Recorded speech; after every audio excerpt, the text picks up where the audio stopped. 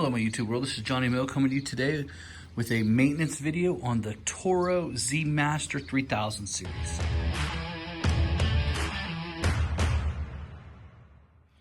Alright my YouTube world, this is Johnny Mo. Today we're going to go through what we're going to do. We are going to change the oil. We are sitting at, I believe, 11 hours, not quite sure, 11 or 12. So we're at 12.6 hours. Just bought this on Tuesday and we are going to change the oil. I still have one more day of mowing left, and as you can see, it's doing what it likes to do best around here, is rain. So we just gotta wait for this to pass. Looks like it might rain all day and half the night is what they're saying, but if there's a little break in between, I'm gonna try to get out there. But in the meantime, I'm going to do a little video on changing the oil in this Toro. Thanks. All right guys, so here we go. We have our oil pan in place. We have the hose out. So this bolt is on this particular mower is 11/16. So the first thing I'm going to do is I'm going to check the oil. I noticed yesterday she was a little bit down. Man, this gets on here tight. I don't know how. Yeah, she's still, it's a brand new mower and she's a little low on oil. It's just a little weird. It is to me anyway. Brand new mower, it's only 3 or 4 days old. Yeah, look at this. This is where the oil is at right now. She's already at the add and I put a half quart in it yesterday. Let's see this again. I don't know if you can see this or not, but she's just a little bit above half. Huh. That is one weird thing there. So 11/16, we are going to be using the SK and the gear wrench. So you're gonna put one right here and one right here, and you're just gonna twist them. Probably locked on there pretty tight, obviously, because it comes from the factory. So we'll try to get it. Probably going the wrong way. This is the fun stuff you don't get to see in every video. There she goes.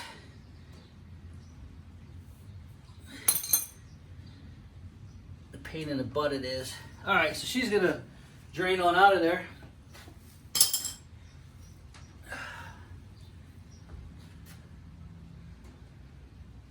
As she sits there and drains, reheated the mower up for about, I'd say about 5 minutes. It's a nice little system here. Pretty impressed with it. So we're gonna let that drain, and then we're gonna go move on to the oil filter itself. There is a little issue with this oil filter that I don't really like.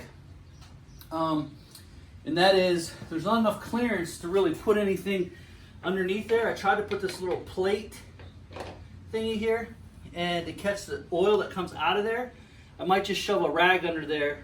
I think that would probably be best, because I just don't see it being a very effective way. When I try to, the plate went underneath there, it's a little plate, but when I try to put a plate out of there, the oil's gonna go everywhere because this hose is in the way. So try to figure something out. We'll get back to you here in just a minute. So far, we're just letting her drain. So guys, while we're letting that drain here, just wanted to talk to you about, as you see, it's raining pretty good right now. These are the things you want to do on rain days. You don't want to sit there and just watch it rain and mess around. Get your stuff done so when it's time to go, you can go. This isn't the time to play around. This isn't the time, oh, it's gonna rain, blah, blah, blah. You get a list of things that you need to get done. All right, so my blades are sharpened. They're ready to go. I sharpened them on the RBG 712. Guys, if you don't have one of these, just break down and buy one. By the way, here's my sticker from Jay's Crazy Cuts LLC, my man. You need to buy one. You need to invest one of these. If this is gonna be something you're gonna do for long term, and you think you'll be in this for a decade or even 2 decades, this is where you wanna be. Now, you can do them other ways, but this is the fastest, most efficient. and it really is a great thing here. So I've already started sharpening the 52-inch blades. I got this one sharpened. It's not balanced yet, and that's my balancer right there. I just put that on there. This one is off on that side, and I just don't want to keep grinding and grinding and grinding. I want to take a little bit of a time. You know, it's tight. It's not going to wobble. It's not going to hurt you really, really bad. You got to have them balanced, Johnny. I've never had a factory blade come from the factory yet balanced, if you put them on. Now, do I want to get them balanced? I do. But I'm not going to sit there and shave off, 20, 30, 40 passes on one side just to get it balanced. I will get it balanced over time. But as of right now, I just take a little bit more off on the side at a time. I don't sit there and grind away and grind away and grind away just to try to get it balanced. Now, this is the little plate that I usually use to put underneath there, but it's not sitting in there properly because that hose, so the idea has not worked. So we'll get back to that. But these are things that you want to do, guys. These are some things that you should be doing. Get your mower ready for when it's time to go. Don't sit there and then all of a sudden you get up tomorrow and like, oh, I got to change the oil. Oh, I got to do this because you wanted to sit and play around today. Get this stuff done and then decide if you're going to go out. If you're not going to go out, get up at the same time. I don't care if they say the night before, 100% chance of rain all day long. Listen, don't do that. Get your stuff done. Get up at the same time. Do your same routine.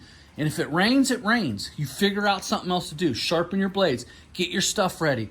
Figure out how you're going to attack the next day. This is a real business. I know it's just cutting grass, but this is a real business. You see, like take these big box stores. They have corporate meetings and strategy sessions on how to get you in there and how to keep you in there and how to spend the most. You should be sitting here right now strategizing. What customer am I going to do? How am I going to get this list done? What is everything I have to do? This isn't the time to feel sorry for yourself and go buy a bunch of stuff that you don't need. It's time to strategize. It's time to get your stuff ready so that when you can go out, you can get it done. I know I got to do 8 more lawns, and I got to finish that property that you're probably going to see once I finish it. I started a pruning, and all I got to do now is edge it and mulch it, and that'll be done. I'm hoping to get that done before Memorial Day. It might not happen if it rains. So if it rains, Johnny, what are you going to do if it rains this next 4 or 5 days? I'm going to pick up where I left off. I'm going to go cut grass. And then I'm going to eventually double them up in 1 week. Johnny, your customers aren't going to... I've been doing this for 24 years. Stop it. Stop telling me what my customers are going to do and what my customers are not going to do. I've done it before. They skipped a week because it rained. They're not going to complain to you because you doubled them up 1 week. So next week, let's say it stops raining Sunday. Obviously, it's Memorial Day. Probably won't get anything cut on Memorial Day. I'll go out on Tuesday, pick back up on my Friday, work till Saturday. If I can get back to my Friday on Saturday, if I can, I will do it. If I can't, I'll hit Friday that following Monday, and boom, hit him again that Friday. That's just all you do. You can't stress out over this. You can't. You will figure it out. You might lose a little bit of money. Now, how you will lose money, for sure, one way to definitely lose money is not to do it. One way to definitely lose money is to go mulching and go landscaping and say, oh, I'll catch up on those next week. That's a perfect way to lose money. But rain is rain. You're going to deal with it. Let's get back to this oil. All right, guys, so we're back with the oil changing video. Right as we speak, this is the oil that I'm using for my first oil change. Kohler 10W30 engine oil. And here's the Kohler filter. It has the oil already on the gasket seal. So we are just getting ready to go ahead and put that bolt back on. So guys, something you need right here is a little kneeling pad. For you young guys, you're going to get old someday and your knees are going to bother you. So here's what we're going to do. We're going to just put that bolt back in there. We're going to tighten it up. We're not going to tighten it up like crazy because it won't need it. And then this part of the video will be done. The draining part will be done. All right, so we're done with that. Let's get this little thing out of here. So that's what I stuck in there to try to catch the oil. So now we're going to take my channel locks and we're going to break this free. I'm going to stick this right here. I'm going to let that drain down because there's a little hole there. So let me grab some paper towels to put behind there. Be right with you.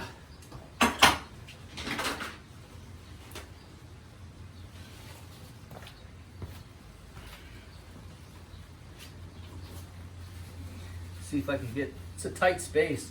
I figured they would have done something a little bit nicer than just this.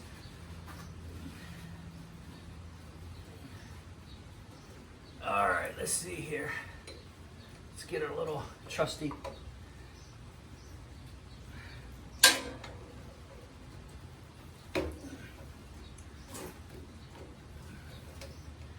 Gotta get a nice lock on it.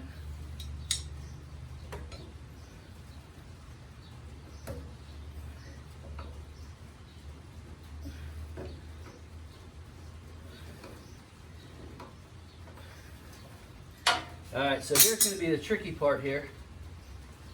Is trying to get it out of there without spilling all the oil all over the place. They don't give you much room. Ah, didn't work.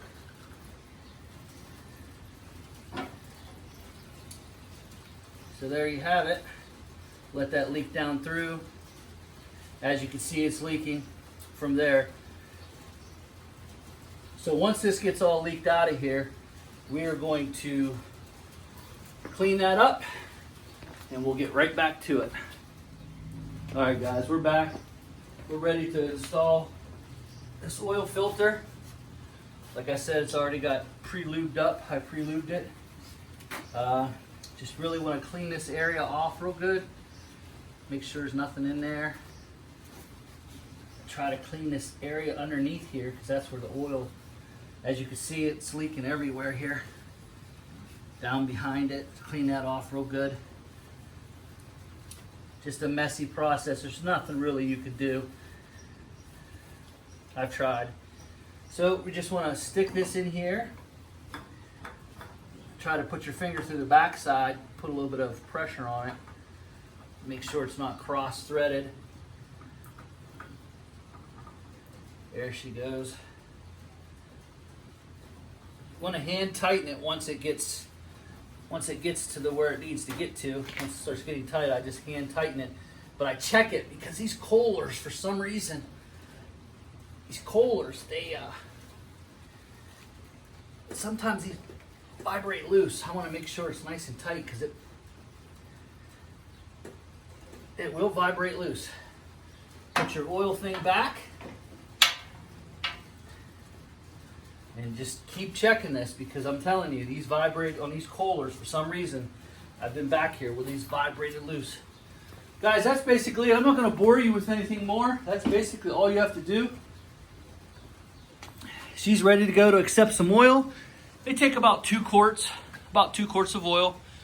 We'll be putting in there. I'll put about 1.5 quarts, 1 3/4 quarts, and then I'll start it up, let it get through the whole filter, and then check it again, and then we'll go from there. Like I said, this is what I'm using for my first oil change. Kohler S10W30 Universal Engine Oil. And for my second one, after I get about 70 hours on it, I am going to then switch it over to, let's see, this. Full synthetic, Toro Full Synthetic. I had already pre-bought this. I am going to be switching to AMSOIL. It'll be a 10W30 synthetic that's made especially for this. But since I've already got a half a case of this, I've already had it for different parts of my equipment in here, I will be using this. So that's what I'll be switching it to. I like the engine to break fully in before I stick synthetic motor oil in there. I already know that for some reason it does like to burn this Kohler oil. Have not figured that out. But basically that's all you have to do, guys. And like I said, It's great things to do on your rain days. It has about 12 hours on it. I'm going to change this again at 70, and that's when I'm going to put the synthetic in, and that's what it'll run for the rest of its life, or the rest of the life of this mower with me. As you know, I like to buy and sell. Obviously, I sold that Ferris. I still have my trusty Snapper Pro. It does not need an oil change because it has a 500-hour oil change thing over there. I was corrected on one of the videos. Guy said that I didn't understand oil basics, and that this is a much superior oil system. All that I was saying was, I don't know, for a guy that is only going to put about 100 hours a year on there, and if it says annually, that thing is gonna eat me up five quarts plus a filter just about every year. So I'm not sure if it's worth it for that guy. Now, it might be worth it for this guy. I'll probably put between 300 and 400 hours on this year, so it might be good for that. Just depends on, you know, whether it breaks down, how much I have to use this. So we'll keep good track on it. One of the reasons my departure from Ferris had nothing to do with Ferris, had nothing to do with anything Ferris did. Dealer support was a huge thing for me. It broke down and I had to call the rep. The rep then picked it up, took it to Pittsburgh and brought it back to me. And I just didn't like that. And some of the maintenance features, if you go back and take a look at the video that I did on changing the hydraulic pumps. Sorry about that, guys. My wife needed the keys to their vehicle and she popped in on the video because I had her keys sitting on my desk. So wanted to go ahead and finish off what I was talking about there about as you see, she's leaving right now. She's got the vehicle and she's gone. She's going shopping in Ohio because Ohio has opened up. And so she's going to take my daughter over there to get some must-needed things that she needs to actually get. And we've been waiting for 2 months to get them. Having said that, so the maintenance part of it was, okay, so this was 5 quarts of oil, or annually. And not a big deal, easy to change, no big deal. Now, the hydros are 5 quarts each side. Now, I use synthetic oil. So synthetic oil at around between 9, oh, she's coming back. She must have forgot something. She's coming back through. Yep, she forgot something. So the hydraulics is, oh, there's my daughter. There, she's featured in a YouTube video. My oldest forgot something. So the hydraulic features in this is 5 quarts each side. So if you take a look at the synthetic oil that I like to put in there to keep the pumps running cooler, they're between $8 and $11 a quart. The last set of hydros cost me $11 per quart. That was Exmark 20W50 synthetic oil, and it cost me $11 a quart. So you add that up, you need 11 quarts, 10 for the thing, and you need an extra quart in case some things run, different.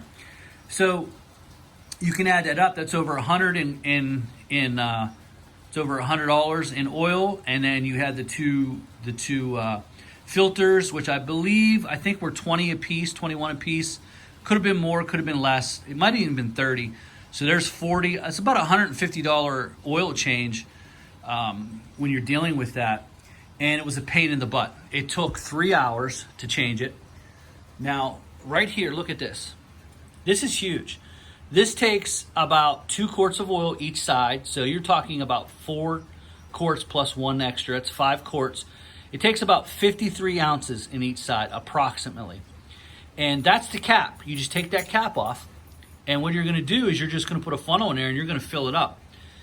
And much easier, much quicker, much faster, and a lot cheaper.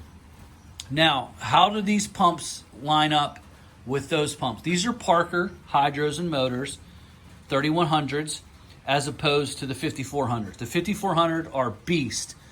But listen, check how much you're spending on maintenance. 2 quarts of oil, a filter, which is about $10. That oil was, I think it was a little under $6 per quart. The Toro oil was $8 per quart. So even the synthetic. So if you add up everything, guys, if you add it all up, compared to maintenance, that's what I was looking at. I was looking at dealer support. I was looking at the maintenance. I mean, to do those hydros once a year, my goodness, guys. I mean, it's like 2.5, 3 hours of just pure misery, just watching the oil drip down through and what you had to do. This is just a much easier maintenance thing. So that had a lot to do with my decision. The cut quality had nothing to do with my decision. As you can see, the blades are no longer on the wall. I had 3 different sets of blades, which were 2 sets each. I had the summer blades, which were 2 sets. I had the spring and fall, which were 2 sets. And then I had 2 sets of the mulching blades. This is all I need to buy for Toro.